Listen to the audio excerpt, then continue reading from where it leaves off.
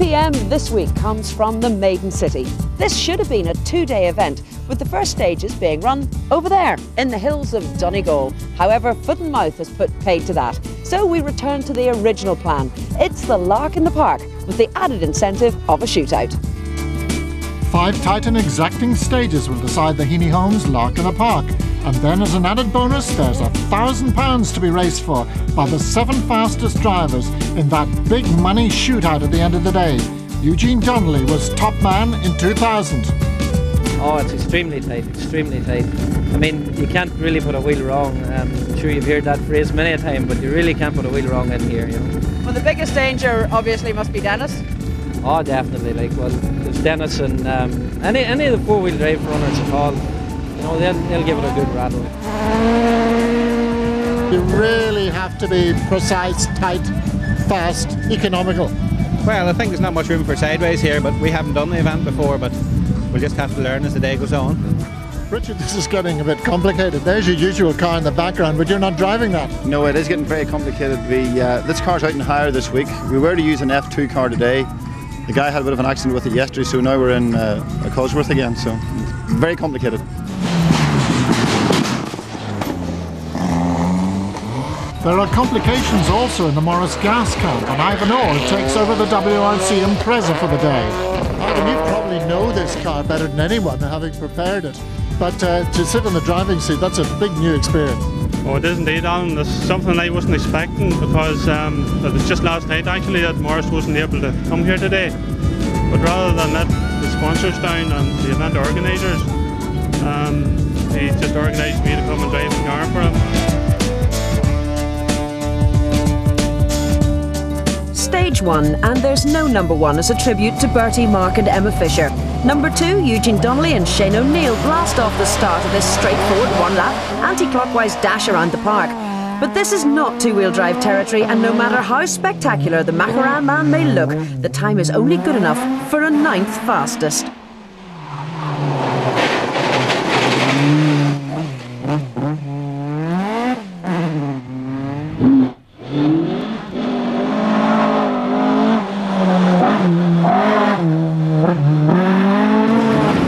Richard Hogg and Mark Hanna have a lot of learning to do in their borrowed Cosworth.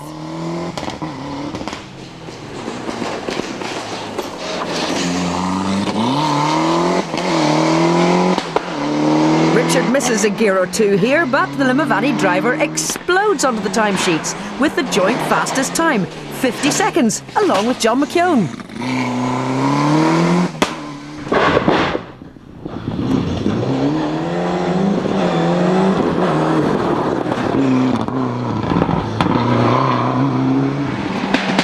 With Paul Fergus, like Hogg, is normally a forest man, but both are certainly proving their versatility today.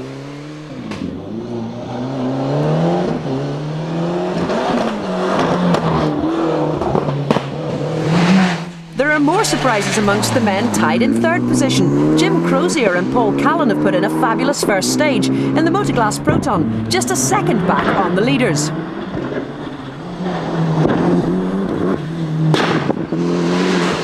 Kieran Shaw and Crawford Henderson are all guns blazing their KBB Doors WRC Escort, and despite this close one,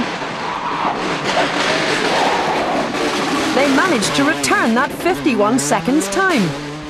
Andrew Stewart also does the magic time, particularly magic when you're in a Group N car. But where's Biggerstaff? No trouble off the line for Denis and Damien McCann.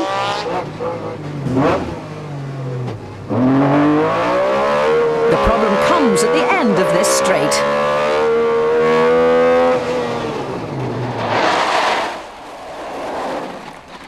Ooh, Denis, you cannot afford to do that in St Columb's Park.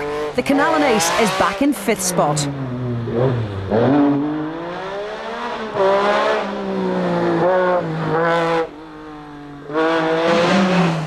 Sean Cassidy is maintaining his good record in this event on that 52 seconds mark. Seamus Harron is another Group N sensation, driving Richard Hogg's Evo 6 in 5th place. Dan McCartan, also Group N driver in his Evo 4, equals Eugene Donnelly's first stage time to complete the top 10.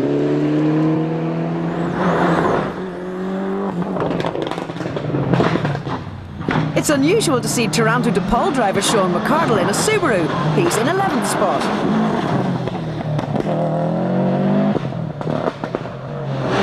As is the highly entertaining Mark II Escort pair Greg McCormick and Philip Shaw.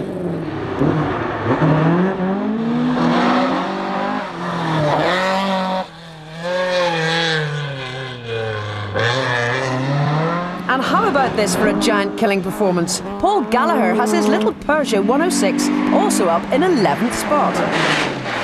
The other little French flyer, driven by the McCready brothers, has been head-butting the foliage.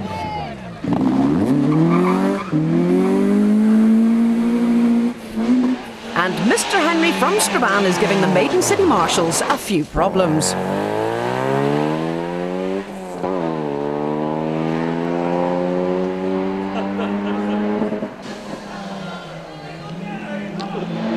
Stage 1 will also herald the exit of one of the favourites, Ivan Stewart. Not because of this overshoot, but because the hockey joinery car is decidedly sick and on 2 of its 4 cylinders.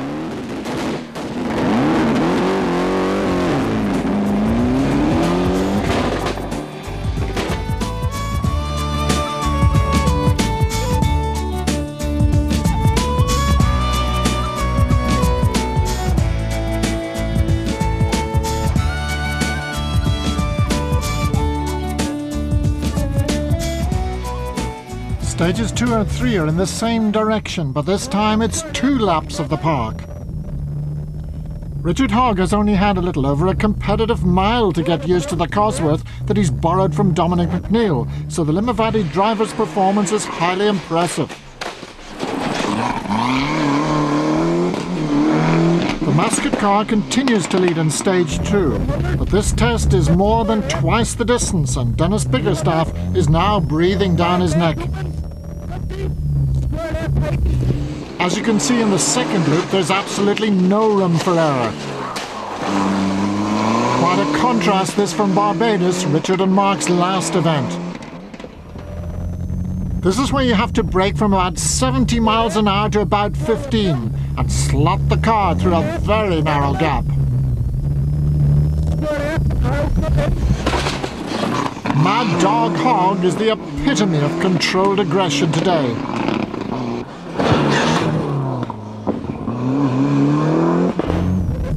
Right points mark, and the second stage is almost completed. And furthermore, they're still in the lead. Just.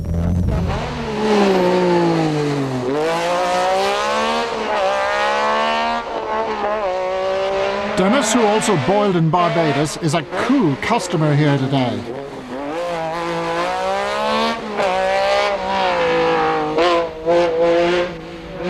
He has 2 seconds to make up after that first test hesitation.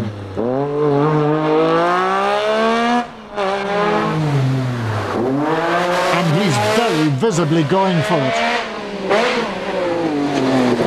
Biggerstaff, who's a park novice, is at his bail-bashing best, and he gets back those 2 seconds in this run to go joint first with Hogg.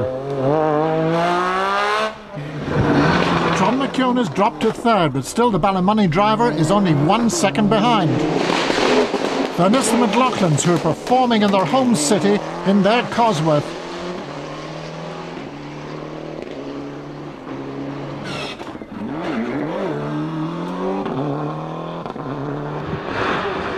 Kieran Shaw is 5th fastest and rapidly coming to terms with his recently acquired WRC Escort. Then we have 2 Group N warriors on the same time. Seamus Harron has now moved up to join Andrew Stewart at the top of the showroom table.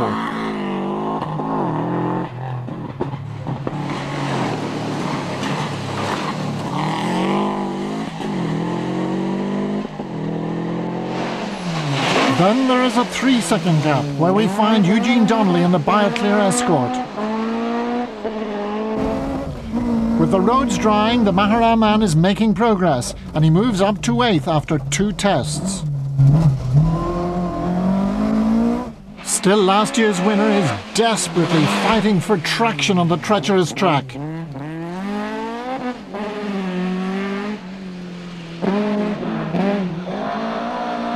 It's frustrating for him, but it's great to watch for us.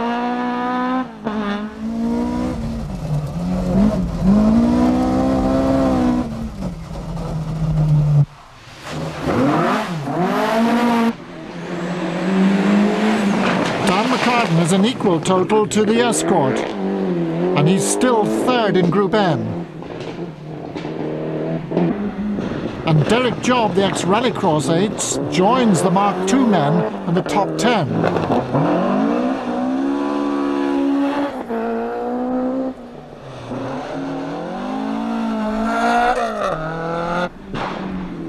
Jim Crozier fails from grace on his second lap, dropping the modified Proton from its lofty third place.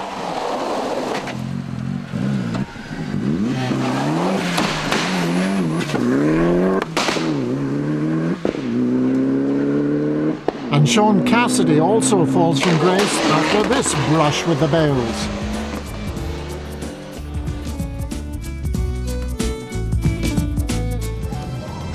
Biggerstaff is in bullish mood at the start of stage 3, but the bellowing is knocked out of him when his rear differential breaks on the start line.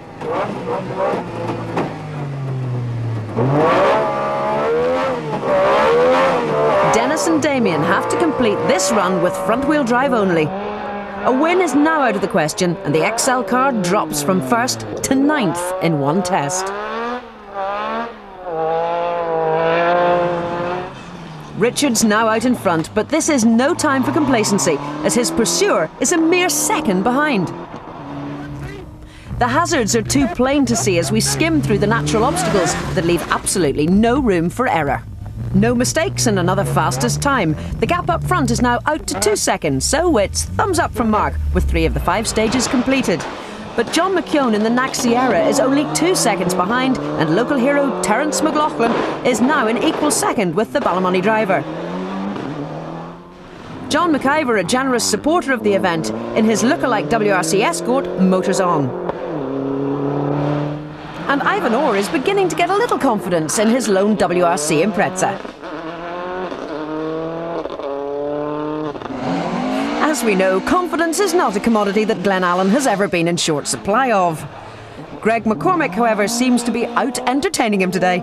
But Greg will leave the party early when the gearbox starts to complain. And who could blame it? But these are not the only Mark II antics.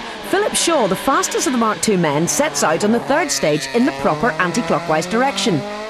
But Eugene Ferry's got it a bit ahead of himself, and after the start he turns left in a clockwise direction, which is stage 4 and 5 format. The result, a big surprise for both. Fortunately, there are no serious consequences.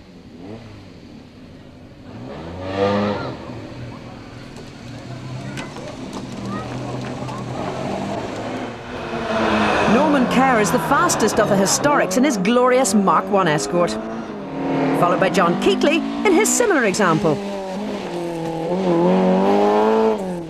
And that McCready man is at it again.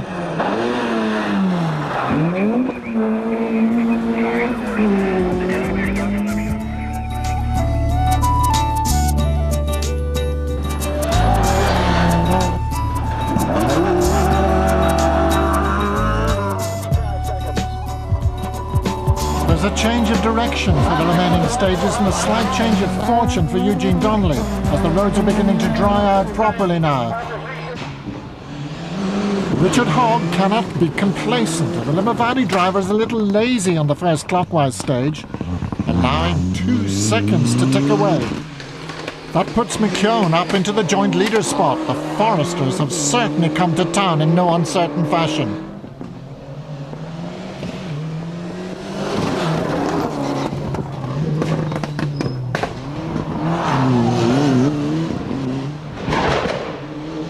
That Derry man, Terence McLaughlin, slips to 3rd in this run. And we can see why. He's now 6 seconds behind the leaders. But he's not the only one to make a big blunder on the 4th test. Ivan overshoots at the hairpin. And in a fluster, he gets all mixed up with the gears.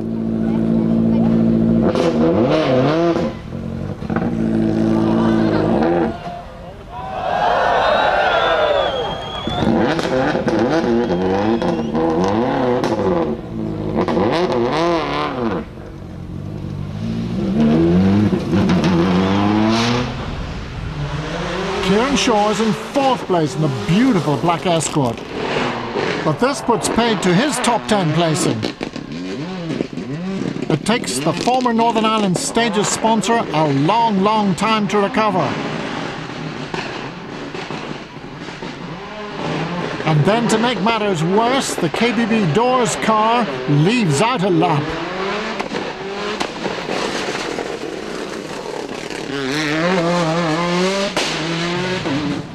This hairpin is certainly causing an awful lot of problems. But it has to be said that Sean McGardle has the neatest way of getting out of trouble that I have seen in a long time.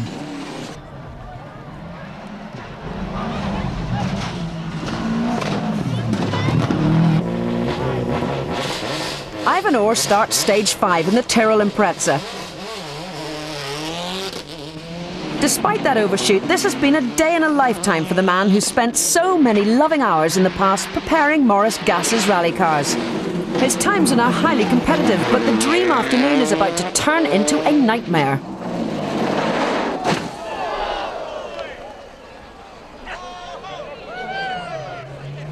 Just come up round there and she broke away. On the tree, just in the middle of the bonnet. And you've done so well too. Yeah, that's too bad now. Shocking now, to be honest. What can you say? It's only metal. I know it is. We leave a devastated man who can only now just estimate the cost as we salute the top 10 survivors in the 2001 Lark in the Park. Philip Shaw and Conor Murphy are second in Class 6 on their way to 10th place. Dan McCartan and Michael McElweed tie with Eugene Donnelly in 8th place, taking 3rd in Group N.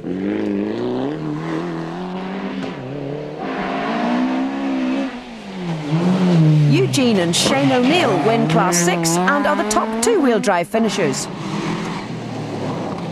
There's another tie in Group N between Andrew Stewart and Seamus Heron, but the Mitsubishi driver gets it with more fastest stage times.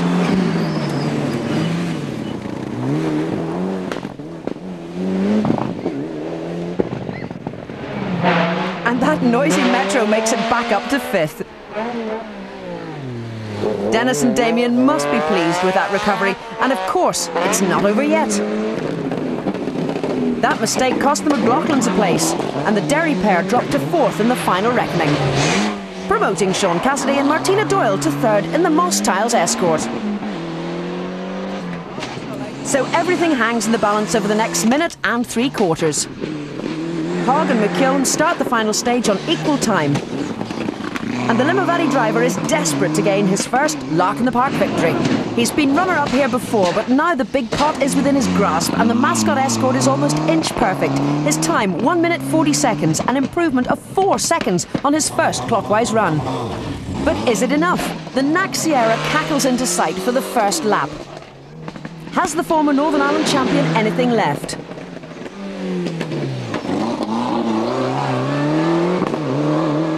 Now for that vital hairpin. He equals his stage 4 time, but it's not enough. Richard and Mark take the day by 2 seconds. But there's still that £1,000 to play for him. That dog blows his pot of gold with this overshoot. Seamus Heron was always an outside bet in a Group N car, and he doesn't reach the end of the rainbow when he leaves out a lap. Terence will not get the money in the bank by going up the bank. And as in the rally, John McKeown comes closest to the swag with a time of 1 minute 38 seconds, 4 seconds faster than his previous run.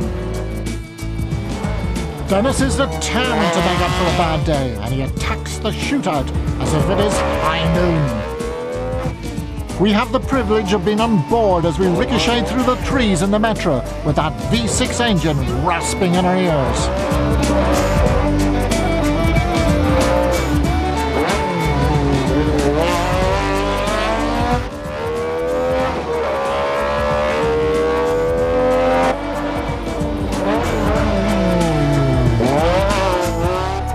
We are now approaching that vital last hairpin. flush with the bales as we toss the straw aside on our way to a record run and £1,000 reward for a fabulous time of 1 minute 36 seconds. Yeah, it helped a little bit today, so it was a real good run in the shootout. So You were going for it. we needed the money, something to fix the death. That would have made all the difference in the rally today. I don't know, I think Richard was going very well, John McKeown was going very well, so I'm not unhappy to be where I finished. So it's the big check for Denis and the big cup for Richard. But I have to say, you're sitting very cool. You must be chuffed. I am thrilled. absolutely ecstatic, I have to say, but I'm just trying to be cool for the cameras. I'm ecstatic. So what's next for you?